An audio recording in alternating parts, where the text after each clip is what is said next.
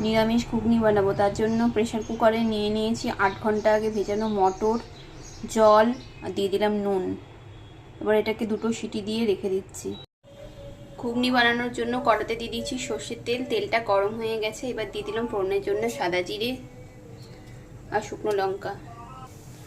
এবার আগে থেকে আমি কিছুটা পরিমাণ আদা আর একটা টমেটো পেস্ট করে রেখেছিলাম, সেটা এর মধ্যে দিয়ে দিচ্ছি।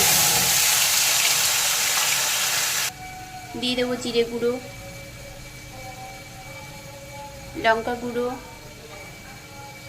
হলুদ গুঁড়ো, নুন দিয়ে মশলাটাকে আমি একটু কষিয়ে নেব। দিয়ে দিচ্ছি কাশ্মীরি লঙ্কার গুঁড়ো।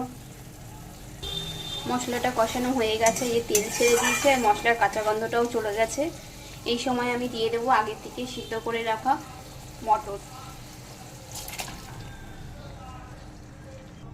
এবার মটরের সাথেও এটাকে মিনিট 5 ধরে একটু নাড়াচাড়া করে রান্না করে নেব।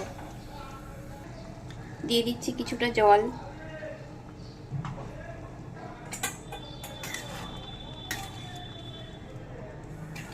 এটা দিয়ে জলটা ফুটে উঠলে পরে ঝোলটা, তারপরে দিয়ে দেবো গরম মশলা পাউডার। দিয়ে দিলাম গরম মশলা পাউডার। খুব সহজেই তৈরি হয়ে গেল লুচি, পরোটা বা স্কুল কলেজের টিফিন জন্য বা সন্ধ্যাবেলায় জলখাবারের জন্য টেস্টি ঘুগনি।